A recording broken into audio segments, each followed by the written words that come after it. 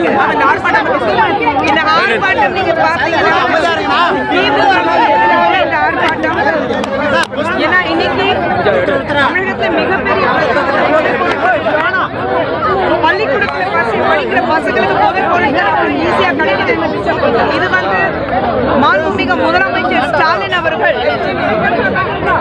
கண்டுகொள்ளாம ஏதோ நடக்குது, ஒரு நபரை கட்சியிலிருந்து நீக்கிட்டோன்னு மட்டும் சொல்லிட்டு எஸ்கேப் ஆக முடியாது. இன்னைக்கு ஜாஃபர் சாதிக் பார்க்கும்போது கிட்டத்தட்ட 3500 கிலோகிராம் போதைப் பொருட்கள் மீட்கப்பட்டிருக்கு. 3000 கிலோகிராம் போதைப் பொருட்கள். அப்போ நீங்க நினைச்சு பாருங்க, இது எல்லாமே மொத்தம் நீங்க எண்ணிக்கை எடுத்து பார்த்தீங்கன்னா எவ்வளவு இருக்கும், அத்தனை எவ்வளவு இருக்கும், எத்தனை லட்சம் கோடி இருக்கும். இது எல்லாமே எனக்கு இதுக்கு சம்மதம் இல்லை சொல்லிட்டு நீங்க போக முடியாது. அதுல இருந்து ஜாஃபர் சாதிக் உங்க கட்சிக்கும் நீதி கொடுத்திருக்கிறாரு. இது நாங்க குற்றச்சாட்டு வைக்கல. இது நார்காட்டிக் சென்ட்ரல் பியூரோல இருந்து NCBல இருந்து உங்களுக்கு வந்திருக்கு. இது எவ்வளோ போதைப் பொருட்கள் தமிழகத்துக்கு வந்திருக்கு. ஒவ்வொரு இடத்துக்கு போகும்போது தமிழகத்திலிருந்து போதைப் பொருட்கள் போகுது. இது ஆஸ்திரேலியா, நியூசிலாந்து அண்ட் டெல்லியில இருக்கிற நார்காட்டிக்ஸ் அந்த இதுல இருந்து டிபார்ட்மெண்ட்ல இருந்து எல்லாரும் தெளிவாக சொல்லியிருக்கிறாங்க. ஸோ இது எங்களுக்கு திமுக எதிர்ப்பு இருக்கிறதுனால நாங்க ஒரு குற்றச்சாட்டு வைக்கிறோம்னா நீங்க யாருமே சொல்ல முடியாது.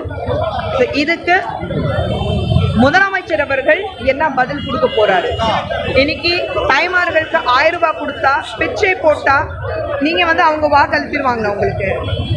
ஏன் நீங்க டாஸ்மாக் கூடுங்களேன்.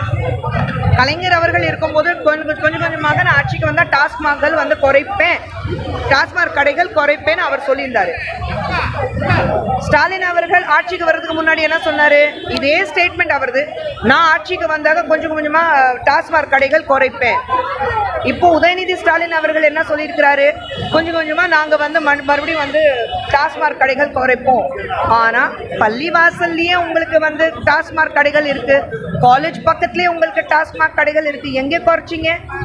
வீட்டில் இருக்கிற தாய்மார்களுடைய பிரச்சனைகள் தீர்க்க வைப்பீங்கன்னு பார்த்தாக்கா டாஸ்மாக் பிரச்சனைகள் இன்னும் தீரல. அதுக்கு நடுவில் இந்த போதைப் பொருட்கள் பிரச்சனை இன்னைக்கு தமிழகத்தில் இருக்கு.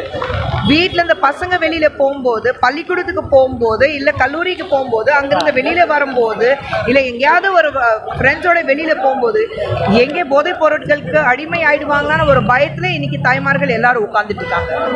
தமிழ் மக்களுக்கு ஒரு பதில் அளிக்கணும். இதே வேற கட்சி இருந்திருந்தா, இன்னைக்கு திமுக ஆளுங்கட்சி இருக்கு, ஆனா இது எதிர்கட்சியில இருந்திருந்தா இன்னைக்கு திமுக ஒவ்வொரு தெருவுக்கு போய் ஆர்ப்பாட்டம் பண்ணி யார் முதலமைச்சர் இருக்காங்களோ அந்த முதலமைச்சர் பத்தியிலிருந்து விலகணும்னா அவர் ஆர்ப்பாட்டம் பண்ணிருப்பாங்க. இதே காங்கிரஸ்காரங்க ஒவ்வொரு இடத்துல உட்கார்ந்துட்டு பெரிய ஆர்ப்பாட்டம் நடத்திருக்கோம். இதே ராகுல் காந்தி அப்போ நடுவில் உட்கார்ந்துட்டு பேப்பரை பேனா என்ன பேசணும் நான் தெரியாம தப்பா பேசியிருப்பாரு. ஆனா ஆர்ப்பாட்டத்தில் கலந்துருப்பாரு. இன்னைக்கு காங்கிரஸ் கூட தனக்கு 9 சீட் கொடுத்துருக்காங்க. அது மட்டும் நான் எப்படி வாங்கணும்னா ஒரு நப்பு ஆசையில உட்கார்ந்துட்டு யாருமே எதிர்ப்பு தெரிய வைக்கல. கூட்டணி கட்சியில இருக்கிறவங்க அத்தனை பேர் யாராவது இதுக்கு எதிர்ப்பு தெரிய வச்சாங்களா? யாராவது ஆர்ப்பாட்டம் பண்ணாங்களா? யாராவது ஒரு பேச்சாவது கொடுத்தாங்களா? இதே VCK இருக்கட்டும், இல்லைன்னா யாரும் இருக்கட்டும், யாராவது போயிருக்காங்களா? யாருமே பேசல. அப்போதான் எல்லாருக்கும் இதுல சம்மந்தம் இருக்குன்னு அர்த்தம்.